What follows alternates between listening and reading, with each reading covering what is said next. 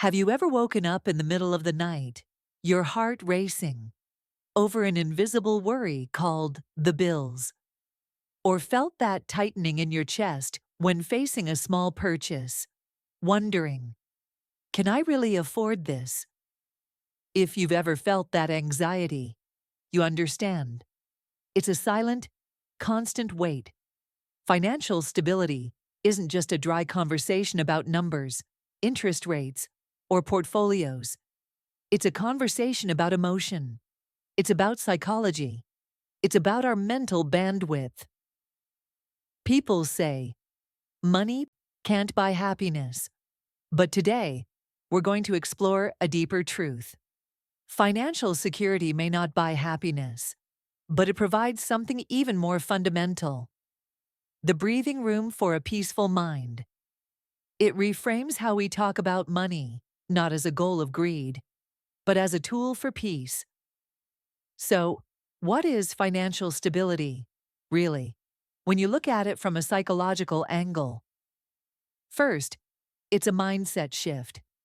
It's the journey from a scarcity mindset to an abundance mindset. A scarcity mindset hijacks your brain, forcing you to focus only on what you lack. An abundance mindset trusts that there is enough and that you are worthy of it. Stability isn't wealth. It's order. It's wisdom. It's the ability to effectively manage the cash flow of your life. It's a state of equilibrium where 1. Your income is enough not just to survive, but to live consciously. You know where your money is going. 2. You have an emergency fund. Think of this as an insurance policy for your mind. Psychologically, it is the act of buying back your peace from the what if or questions. 3. Your debt is under control. You can tell the difference between good debt, investing in your future, and bad debt, paying for a fleeting moment. Consumer debt is a psychological prison, and stability is when you hold the key. 4. You have a long-term plan. This is an act of faith in the future. It's a letter you write to your future self, saying, I am taking care of you. The ultimate goal: a sense of safety. That profound feeling of knowing, I am in control of my own life. As the Stoic philosopher Epictetus said, wealth does not consist in having great possessions, but in having few wants. Stability is achieving that state of enough and self-mastery. Now, let's talk about the opposite: the shadow of financial stress. When your finances are unstable, it doesn't just take your money, it's a thief. It steals your present moment. It hijacks the space in your brain. Scientists call this cognitive load. It's like a mental fog that makes it impossible to think clearly. When you are constantly worried about money, your brain has no resources left for anything else: creativity, problem solving, or even patience. Have you ever snapped at your kids for a small mistake, when the root cause was that you were terrified of an upcoming loan payment? That's what this is. It erodes our quality of life, turning us into the most tired, irritable, and depleted versions of ourselves. And then, when you achieve financial security, something magical happens. It's not just that you feel calmer.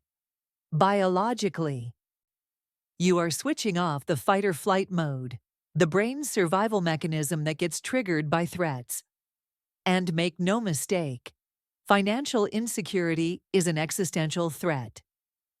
According to Maslow's hierarchy, safety, including financial safety, is on the second tier. You cannot reach for self-actualization or happiness, the highest tiers, when your foundation is crumbling. This security liberates you. Psychologically, It creates a secure base, like a child who knows their parents are waiting at home. When you have that base, then you have the courage to explore, to take healthy risks, to be creative, and to truly live. Beyond just safety, there is financial independence. Psychologically, this is the story of agency. Agency is a fundamental human need. It's the feeling that you are the driver of your own life. When you are financially dependent, you unconsciously hand the pen to someone else to write your life story. This is the core of autonomous thinking, especially for women. Throughout history, and even today, financial dependence has been a primary barrier. Pioneering American women, for example, realized that financial independence wasn't just about money. It was about equality, about having a voice, about having a choice. And this is true for every woman, everywhere in the world. Financial independence is the power to say no, the power to leave a toxic relationship, the power to build a career on your own terms.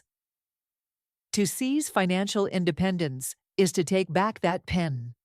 This agency, the power to choose, the power to refuse, is what builds self-esteem. It's not just affirming your self-worth, it's enforcing your boundaries with the world. Money is often the silent third partner in relationships. But if you look deeper, money is usually the symptom, not the real problem. It's the vehicle for deeper issues about power, trust, and values to surface. When finances are unstable, money becomes a tool of control or a weapon. But when finances are stable and transparent between partners, it rebalances power. You can finally have real conversations about values. How do we want to live? Instead of arguments about bills, who paid for this? The dialogue shifts from a defensive stance to a co-creative one. It builds emotional safety, the bedrock of any strong relationship. This is the most critical part, the liberation of your mental bandwidth. Imagine your brain has 100 units of energy.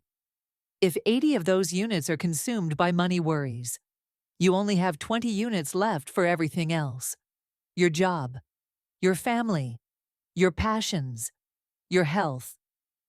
When you become financially stable, you reclaim those 80 units. You don't just worry less. You become smarter, more creative, more patient. You become fully present. You can actually hear what your child is saying instead of just nodding while your mind calculates invoices. You can taste your food. You have the mental space to learn a new skill, or simply to sit still and enjoy the present moment without being attacked by guilt or fear. Emotional transition. And when the mind is finally free, we begin to see clearly what truly defines the quality of a life. When you're no longer obsessed with basic needs, shifting from reacting to choosing, you can shift your focus from having to doing and being. Quality of life isn't just about luxury travel. Sometimes it's the luxury of having time to read a book, the luxury of taking a long walk in the park, the luxury of taking a yoga class without agonizing over the cost. The greatest luxury that financial stability affords you is the absence of guilt when you take care of yourself. It is the conscious choice to nurture your own soul. Financial instability forces us into short-term thinking. Psychologists call this tunnel vision. You can only see the problem right in front of you, not the bigger picture. Stability gives you the most luxurious gift of all. long-term vision. You escape the tunnel and see the horizon. It allows you to practice delayed gratification, one of the key indicators of emotional intelligence. Setting and pursuing those goals, buying a home, getting a degree, retiring, provides you with purpose. You are no longer a victim of your circumstances. You become the architect of your life's story. And purpose is the most powerful fuel for human life. When your own cup is full, you can finally share with others. Financial stability allows you to shift from a me mindset, what do I need, to a we mindset, how can I help? You become a net contributor to society rather than a drain. Psychologically, this is Maslow's highest tier, self-actualization and transcendence. The joy of giving, of being a pillar for others, of building a legacy. This is a deep, durable source of meaning that money alone can't buy. It creates a positive cycle of abundance. Emotional transition. So how do we build that foundation? Not just for ourselves, but for others. Where does that path begin? This path isn't a miracle. It's a journey of discipline and education. And it is a strategic act of self-love. It starts with mindset. Change your mindset. This is the first and most critical step. You must dismantle the limiting beliefs about money, e.g., money is evil, I'm not good at math, that you may have learned from your family or society. Believe that you're worthy, you are capable, and that abundance is possible.